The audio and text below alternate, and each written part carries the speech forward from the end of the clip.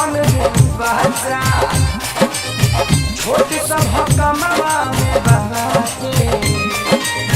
वही कम दैया अभी कचा हिले ना खटिया की रोजो रोजो रतिया बोलो तनी सगिया पलक जइसे रे माई ससुरार हो कैसे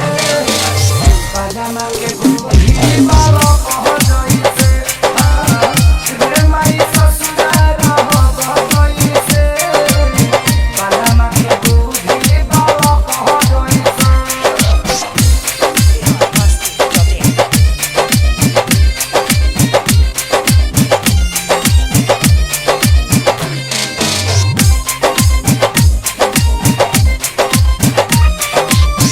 का कोही पिया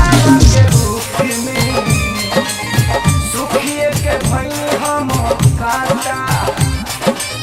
पापा जी के बात हम मननी शादी क के होता कोई घाटा समझ हाथी ना करेला पूरा पाती वही हम अपने हालत कैसे रे माई ससुरार अब कैसे बालमा के बुद्धि वाला कह जइसे रे माई ससुरार अब कैसे बालमा के बुद्धि वाला कह जइसे biharmasti.in